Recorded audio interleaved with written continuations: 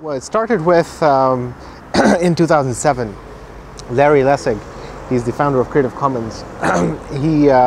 We invited him to come speak at our annual forum, which is normally where issues regarding journalism and media are discussed. So normally you would have seasoned journalists and new journalists, and they discuss issues regarding the profession. For that particular year, we invited Larry Lessig, who's not a journalist by profession. In fact, he's a lawyer.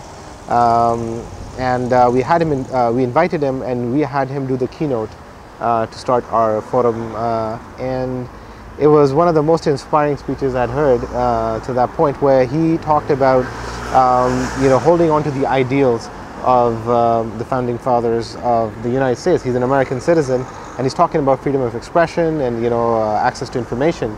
And he said that he was saying that his own country is sort of letting go of those ideals, and he was challenging us as AlJazeera, as we position ourselves, we're positioned within the Middle East, and we position ourselves to be giving voice to the voiceless, and particularly the economic South.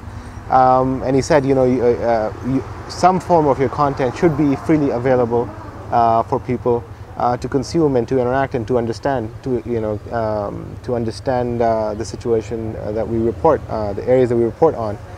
And so he challenged us, and then as a consequence to that, subsequently what we did is we made a commitment at the iSummit, which is a conference that happened in Japan. We said we're going to release about 10 hours of footage every year under Creative Commons license.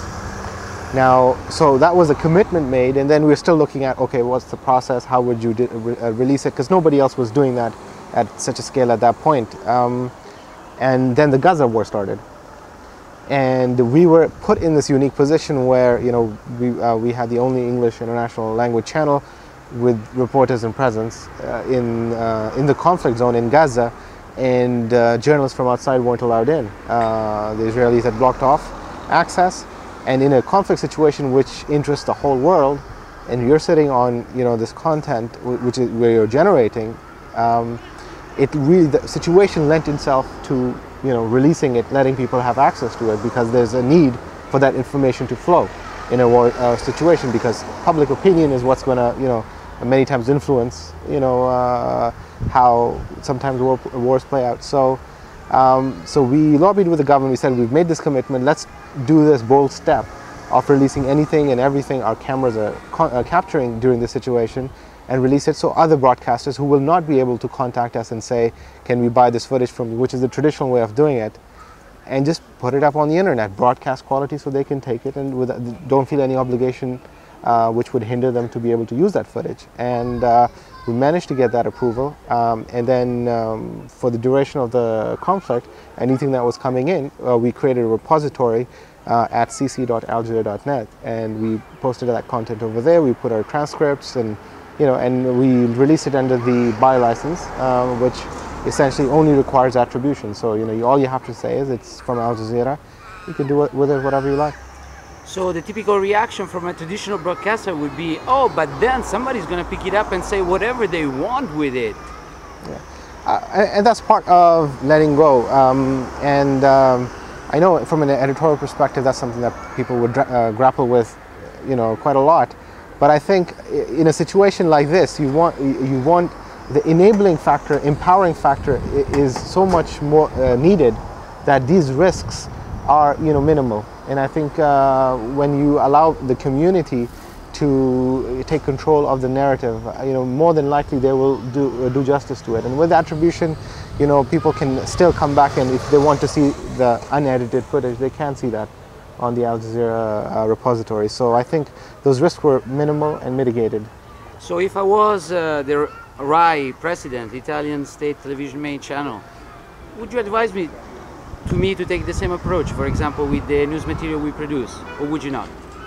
I think depending on, every time when we present this story, our repository, people ask like, oh, but I'm a freelancer and this is my bread and butter, if I do this, I won't make any money. So the idea is not to say everybody must do as AlJazeera did. The idea is to start exploring the idea, understanding it to begin with. The idea of Creative Commons is not a new idea.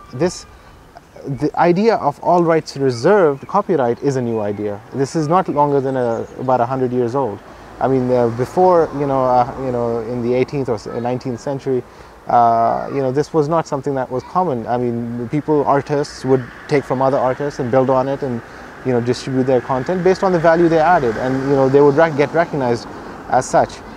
So, but now, the copyright issue, which came as a need of the time, evolved to this state we're in right now. But then again, the media landscape's changing again. The internet's brought a huge shift, and also the political changes that are happening, and how information can and is disseminated now. This shift is happening again, and so Creative Commons is again becoming a need. So in terms of, you just need to see what's the best application. And I can say, even for private, commercially driven organizations, why not trial it with not, let's say, all your content? No, but even ourselves, we're not doing it with everything. We did it within a particular event, and then since subsequently we've done it with, particular content that's been requested of us. So take an approach, trial it, take, let's say, one program that you might, let's say you're not going to make a lot of money on. Consider it as marketing budget. Why not?